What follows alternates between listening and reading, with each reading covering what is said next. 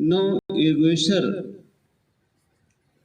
के उपदेश के बारे में हमको बता रहे हैं कि एक बार नारद जी टहलते टहलते भगवान के पिता वासुदेव जी के यहाँ पहुंचे। वासुदेव जी ने उनका स्वागत किया। उसके उपरांत उनसे निवेदन किया कि हे भगवान, आप हमको कुछ मार्गदर्शन करिए, हमको बतलाइए। तो उन्होंने कहा कि जो संसार में किसी की मृत्यु किसी आत्यांतिक क्षेम बस होती है, उसके बारे में आप बतलाइए। तो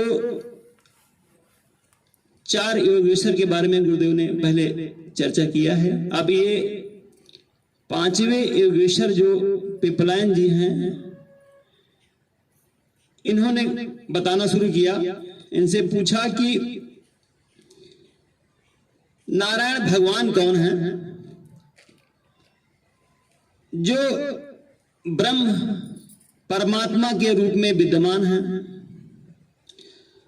जो उत्पत्ति करते हैं और इस संसार का प्रलय भी वही करते हैं। तो उन्होंने कहा कि इस संसार को बनाने वाले भी वही हैं, जो कुछ भी दिखाई पड़ रहा है वो वही है, दृश्य और अदृश्य वही हैं। जैसे कि गुरुदेव ने हमारे बताया और गुरुजी कई बार बता चुके हैं कि भगवान सब में विराजमान है।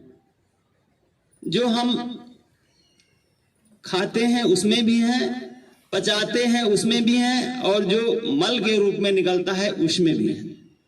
संसार में जो कुछ है, जितना भी कुछ है, भगवान का ही स्वरूप है, उसके अतिरिक्त और कुछ दूसरा नहीं है।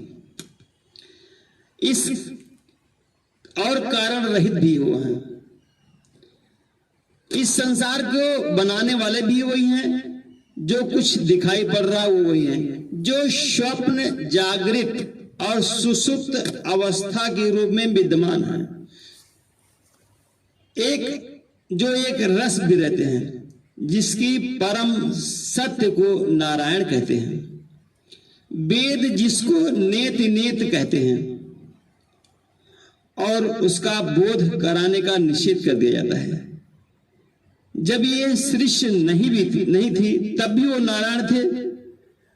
नारायण ने शत रज तम के द्वारा इस सृष्टि को प्रकट किया। हम सभी ब्रह्म ही हैं। इस संसार में जो कुछ है वो भगवान का प्रतिरूप है। जो सत्य असत्य है, दृश्य अदृश्य है, वो वही है। जो भूत वर्तमान देश काल सब में है और अलग भी है। संसार में गुरुजी ने पिछली बार बताया था कि संसार में 4 तरह के जीव होते हैं। एक तो अंडे के रूप में, जैसे मुर्गी है, बतख है, ये अंडे के रूप में प्रकट होते हैं।